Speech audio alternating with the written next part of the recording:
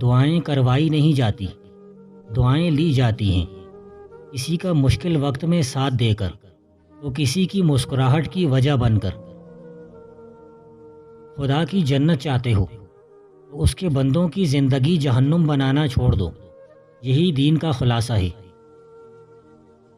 اگر کبھی کسی مقصد میں ناکام ہو جاؤ تو مایوس نہ ہو، کیونکہ کسی بھی کتاب میں نہیں لکھا کہ پیروں میں قیمتی جوتا نہ ہو تو آپ چلنا چھوڑ دیں۔ سب سے ذلیل ترین انسان وہ ہے جسے حق اور سچ کا پتہ ہو اور وہ پھر بھی جھوٹ کے ساتھ کھڑا رہے۔ جو شخص ہمیشہ نکتہ چینی کے موڈ میں رہتا ہے اور دوسروں کے نقص نکالتا رہتا ہے، وہ تبدیلی کی صلاحیت سے محروم رہتا ہے۔ زندگی میں ایک کلیہ بنا لیں، کچھ بھی بن جائیں مگر بے فیض انسان نہ بنے، کیونکہ درخت جب بے فیض ہو جائے تو چولہے میں جھونک دیا جاتا ہے۔ جتنا ملے قبول کر لینا چاہیے، ہو سکتا ہے یہ بھی ہماری اوقات سے زیادہ ہو، ہم تو گناہگار بندے ہیں، اس کا فضل تو ہر وقت ہمارے عیب چھپاتا ہے۔ زندگی دو ہی چیزوں کے گرد گھومتی ہے، صبر اور شکر۔ جو مل گیا اس کا شکر ادا کریں، جو نہیں ملا اس پر صبر کریں، زندگی ہمیشہ پرسکون رہے گی۔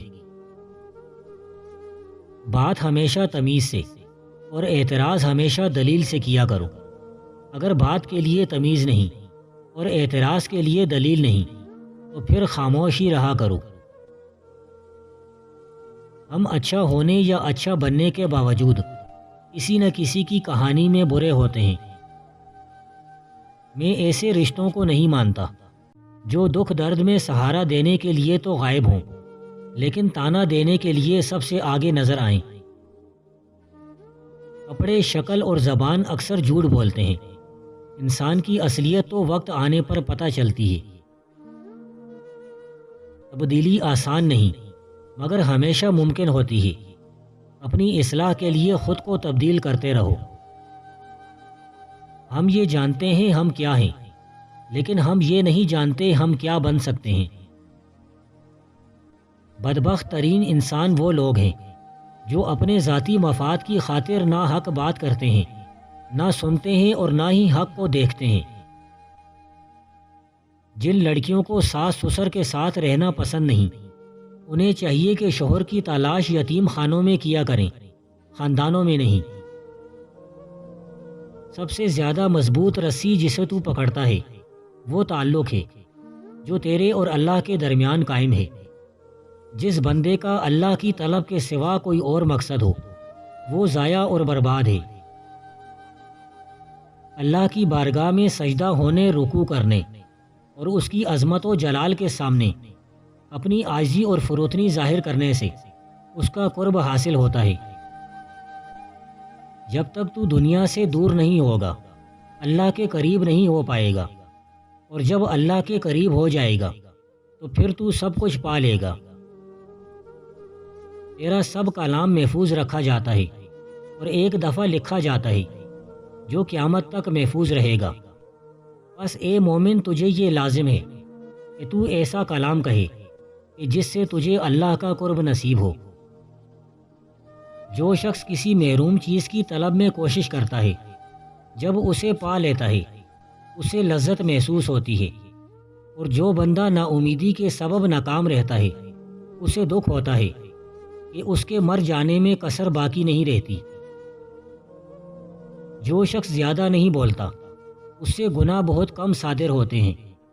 اگر تو اپنے نفس کی سلامتی اور اپنے عیبوں کو چھپانا چاہتا ہے تو کم گوئی کی عادت ڈال، اس سے تیری عقل و فکر میں ترقی اور دل میں روشنی پیدا ہوگی۔ عقل مند کا سینہ اس کے رازوں کا صندوق ہوتا ہے، اس کے چہرے کی شگفتگی محبت کا حال، اس کی برداشت عیوب کی قبر جو اس کے عیوب کو چھپاتی ہے۔ اپنے قابل مشورہ معاملات میں عقل مندوں سے صلاح مشورہ کیا کر، کیونکہ غلطی اور ندامت محفوظ رہے۔ اونچے درجے کی ذہانت حاصل کرنے کے لیے اونچے درجے کا علم حاصل کرو۔ جو شخص اچھے اور برے میں تمیز نہ کر سکے اس کا شمار مردوں میں ہے۔ طفیلیت علم و ہنر کے لیے موزوں ہوتی ہے اور جوانی عمل کے لیے۔ پیری میں بجز گوشہ گزینی اور کچھ نہیں ہو سکتا۔ جہاں سورج چڑھتا ہے وہاں رات بھی ضرور ہوتی ہے، مگر جہاں علم کی روشنی ہو وہاں جہالت کا اندھیرا کبھی نہیں آ سکتا۔ آنکھیں سبھی لوگ رکھتے ہیں، لیکن پرکھنے کی صلاحیت کچھ ہی کے پاس ہوتی ہے۔ دانشمند لوگوں کی ایک خوبی یہ بھی ہوتی ہے کہ وہ مایوسی پھیلانے والے کام بھی کرتے ہیں۔ دانا کون ہے؟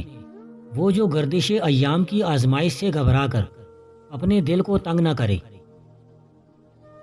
آدمی میں یہ 5 خصائل قبیح ہیں: علماء میں بدکاری، حکماء میں لالچ، دولت مندوں میں بخل، عورتوں میں بے شرمی اور بوڑھوں میں زنا کی عادت۔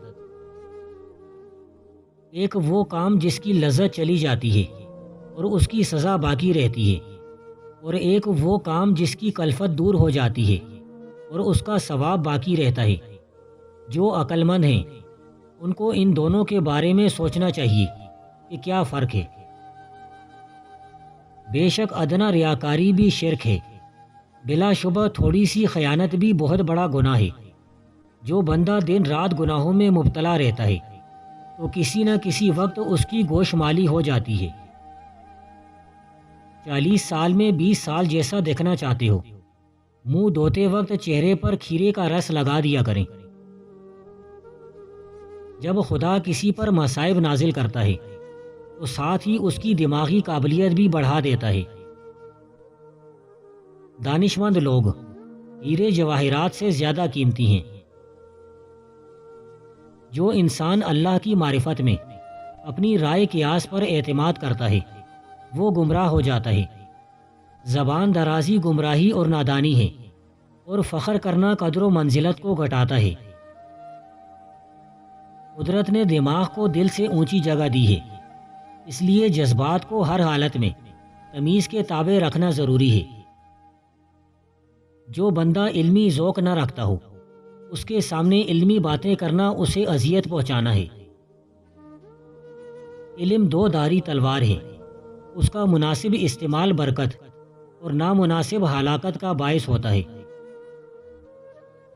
اگر دولت مند ہونا چاہتے ہو تو سحری کے وقت اللہ کا یہ صفاتی نام یا غنیو 313 مرتبہ پڑھ لو۔ اول آخر 11 مرتبہ درود شریف پڑھ کر گھر کے چاروں کونوں میں پھونک دو۔ کچھ دن اس کا معمول بنا لو، تھوڑا عرصہ ہی گزرے گا خود دیکھو گے اتنا رزق ملے گا سنبھال نہیں پاؤ گے۔